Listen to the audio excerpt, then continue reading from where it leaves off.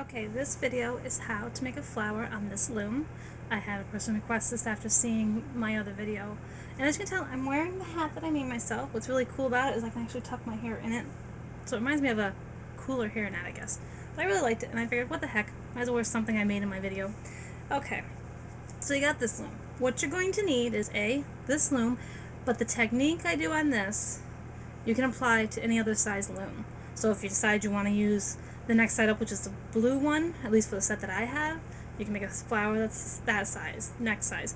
Basically, is probably as big as you want, that will work for whatever project you're doing.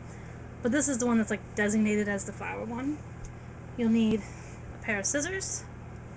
You'll possibly need a hook. You'll need to have two skeins of yarn, unless you decide that you want the flower and the inside circle part of the flower to be the same color.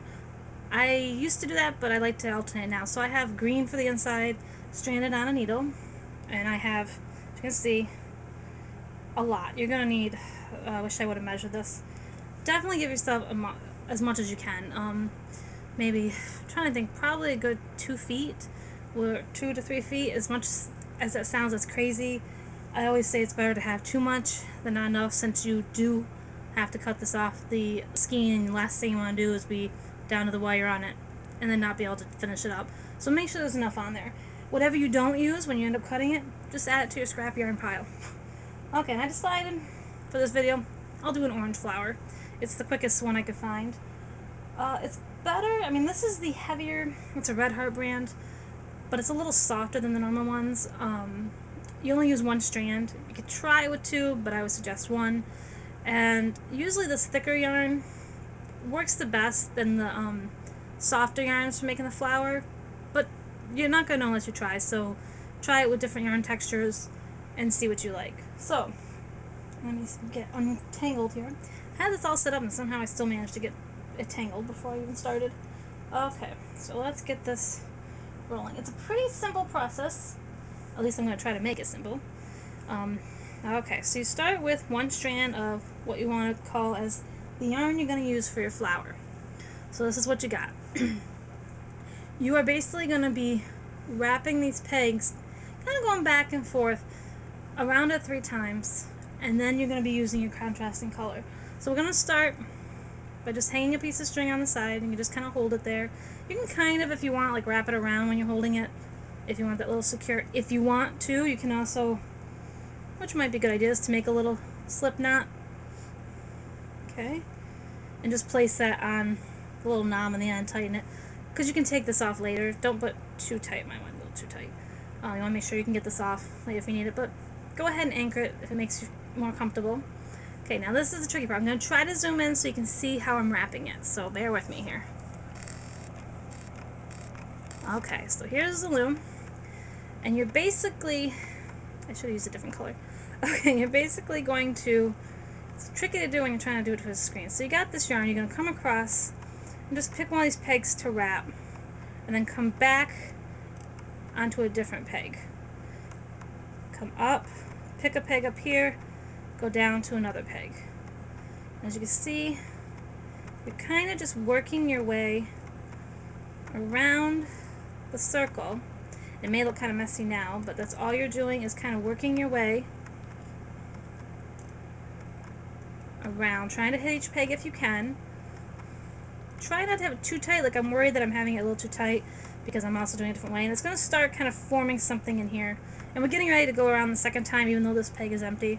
So you just basically kind of, I mean, it's basically as many times as you want to work it. You might need to push the sides down.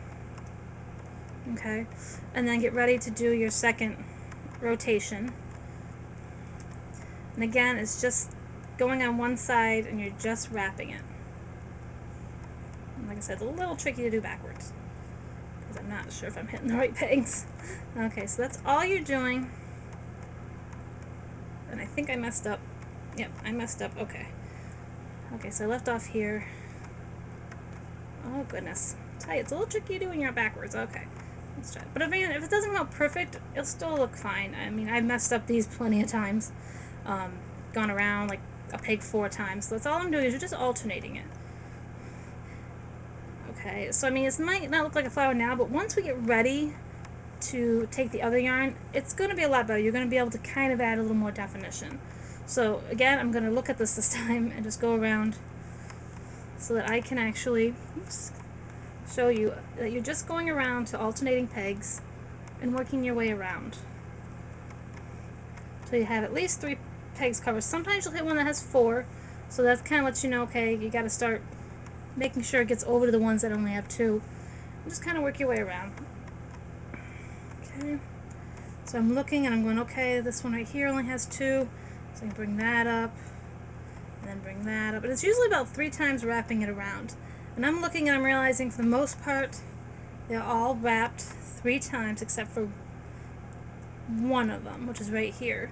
So I can kind of bring this back up to kind of get that last one looped. And that's pretty much it. You're pretty much done wrapping it when it kind of has some sort of shape in here.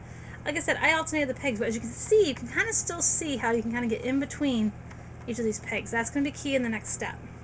So, excuse me, go ahead and tie off some excess, maybe about 12 inches off of this to play around with when we're done with it.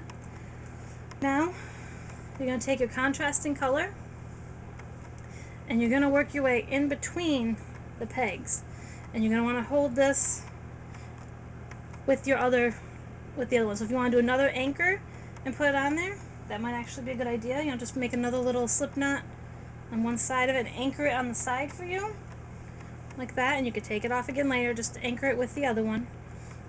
I mean, it just kind of helps because you're going to be going crazy in about a minute. So we got this like this, and now you're going to take this yarn, keeping an eye on those strands because you don't want them to accidentally come loose. And you've got this one over here, so kind of bring it over, just kind of hold it in your other hand if you can.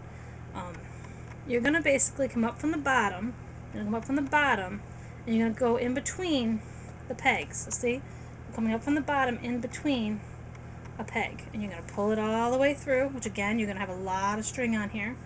So it's going to be, you know, then you're just going to go right across from it, and then you're going to go down in between those 2 pegs that are across from it. So it's going to be a little tricky because I might have a little too much on here. Okay, so see how we did that? Then you're going to pick another one. You're going to say, okay, now we're going to come over in between these 2 pegs. And then you're going to find yourself going that way. So basically you're just crisscrossing it and keeping track that it doesn't get tangled. You're just crisscrossing it and then dragging the strand through. This is going to help lock this flower into place. And keep an eye on the bottom, make sure your extra string doesn't get tangled up. So as you're seeing, it's going to start creating the contrasting color. And you can pick different ones to go. All you're doing is just going up one and then going down the other. So just pick another spot that you haven't gone down yet and then pull it through. And as you can see, it's tangling, so just lift it up so it doesn't tangle and pull it through. It gets a little tricky if you got a lot of strands going on. Like right now I have a lot of strands kind of going through, so I have to figure out what it wants to do here. So just kind of pull it through. Okay, and as you can see, I even got the yarn on me. Okay, so as you can see, it's starting to bind off this, so it's going to give it more flower detail. So pick another spot, come up through. Okay, we're getting other stuff a little tangled, so you want to make sure you reach up in there and grab what is tangled so it doesn't get messed up in with your stuff. Okay, that's all I'm doing is just kind of keeping track of the strands. Okay, so we still got it like this. Okay, and I'm just making sure. There we go. So it's looking like that. And then again, just find, we've already gone through this one, so you can kind of see when you're using a contrasting color, you can actually see where you haven't gone through. So I haven't gone through there, so I'm going to go through there, bring it through. So it's a little tricky trying to make sure I show it on camera what I'm doing. And pull that strand through so that it will, oops, got a little caught there, so that it will go tight. And give it a little snug tug there. Okay, and keep track of this because if you start getting this all tangled. Okay, now figure out the next spot. And if you look underneath too, you can kind of see where you've gone and where you haven't. And that's a good measure. Like this strand is coming this way, so well, let's try to find something across from it like that that doesn't have anything. And this is tedious, and this will drive you nuts. So I'm just warning you, because first couple times I did this, I kept going, which ones did I go through? Which ones did I go through? And I had to start flipping it back and forth to see, which is fine. You don't, you know, it's not, like I just looking right now and going, okay, I haven't gone there, so let's go there. You know, look for yourself where they are. It's not going to be perfect, you know, and that's okay. I mean, imperfection is just as great as, you know, other. And again, there's a strand that got caught, so you just pull that up. And if you notice that it was someplace else, just start kind of pulling until you see it kind of tighten itself up. So we're just gonna, okay, we noticed that that was there. So we're just playing around with the inside to find out where I messed up on not seeing that loop get caught. So that's all I'm doing. It's playing around until I find where it messed up. Okay, I've almost figured it out. My goodness. It's like a maze. But I don't want to restart this, so just give me a second. Bear with me. We're working on it. We're getting it figured out. Eventually it will do what I want it to. Okay. It's okay to just do that for right now. I can actually hide this by just kind of laying it kind of over top where I'm going to go. So I'm taking this loop that I messed up and I'm just laying it over here. Well, actually I'm going to lay it this way where I can kind of hide it underneath when I'm done. So I'm coming back up through, and you can go back up through one of the ones you went through before. That's fine. I've done that too because you want to secure it in place as much as possible. Keeping an eye on the strands underneath to not get tangled. I think that might have been what happened. There we go. Alright, so I got that little oopsie, and you're like, well, how are you going to fix that? Well, you have two choices. Just kind of put it underneath the yarn that you're working with so that as you go back and forth, it will hide it in there. So I'm looking to see where I haven't done one yet. And then I'm kind of just tucking this one to follow it down so that it will kind of hide. Okay. This usually works out a lot better for me, so I don't know what my problem is tonight. Just one of those days, I guess. Okay. And just check your strands underneath, because the last thing you want to do is have them all tangled, which they are right now. So I'm just checking them for the sake of figuring out, okay, what I did wrong. Alright, because this strand, the loop now is under here, which is great because you can hide that later when you're all done. So as you see, I'm looking to see if I missed any spots.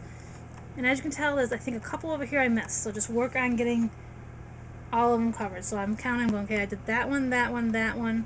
Oh, I need one in between here. So I look to see, you know, bringing it up, you can kind of see, okay, well, I don't have anything there, so let's get this through there.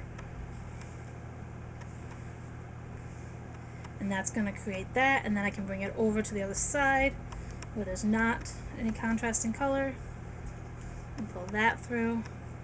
Give a little snug tug there, and then look to see any other ones, and that's all you're going to do. Just keep kind of finishing that up where you're just finding where you don't have any contrasting color, and you're pulling it through. Oops. Okay. Goodness, things just want to fight me today. Alright, so let's look at what we got going on here. Where's that going? There we go. Alright, so you're looking now, and I'm looking, and I'm going, okay, I believe I have all these covered so that there is a contrasting color in between. As you see, it kind of creates that tightness in them, which is going to create the flower. Now, what I like to do while it's still on the loom, because it's so tight right now, is to tie off, the green from the one we use with the contrasting color with the green that we have as the anchor. So go ahead and take the green off as the anchor. Okay. Just give a little snug, take that loop out, and tie it with that one. So you don't need any more of this. So we're going to cut that off. Okay. Now if you think you're going to attach this to a project, again, leave yourself enough strand so you can use these strands to weave into your project and tie it off. So all I'm going to do is turn this around upside down and tie off these two green strings. Just tie a simple knot. And if you got an accidental loop like me, just hold it down while you're tying so that it hides it. Okay. Alright, let me zoom out now that I'm done. Oops. There we go. So I tied that off, and I usually do about 2 ties because you want to make sure it's not going to come undone. And you're also going to do this with the orange strings because you don't want the flower to fall apart. before you take it off. So again, do another knot in the green just to kind of keep it as secure as you can. And now I'm going to lay that down. And we got this orange strand, but we also have our anchor strand. So take off the anchor strand. Give it a little tug to get rid of that loop. Bring that underneath. Find this one and try to bring it underneath where it is. Okay. And then again, tie a knot with the orange strand. If you want to be more secure, you can grab the two of the green and the two of the orange and tie them off together. As secure as you can make this, the better it will be. So I'm going to tie off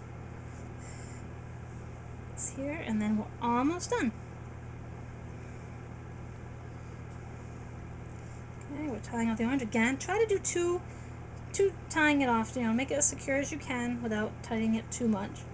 And I like to always working on the loom, keeping the project on there as long as you can, just because it helps with structure in that. But this is a cool little project. It shouldn't take you that long once you get the hang of it. Okay, so I've tied them off. If you feel there's not really much give, now comes the part where you get to see how this looks like a flower. You can use your fingers, but I do prefer using the tool, and you're just going to pop them off. Taking all the strands off.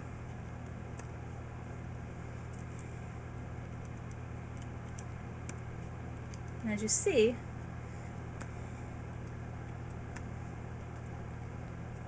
and some might have 4 on. Like I said, you basically go around as many times as you want. So if you're probably using a thinner yarn, you may want to go around this loom more times to create the effect of the flower that you want. But there's no big deal if some of them have more, and it kind of falls off. As you can see, we've got our cute little flower. And because you left the tails on, means, like say, take my hat off, okay. So say you have the tails and I want to add this to the hat. All I have to do, because I only did this as a knit stitch, so it's pretty big, but if it was a tighter stitch, I could use my crochet hook. And then that way you just bring them through a hole in your project. Bring them through another hole so that it's coming through like that, tie it off, and then your flower is attached to your project. Depending on the type of project you make, you may want to use the same color as your flower and just kind of tack it down if it feels like it's not laying as flat as you want. But no, it's a really cute addition to a hat, to a purse. I've put in flowers at the bottom of my scarves before, so just have fun. And there it is.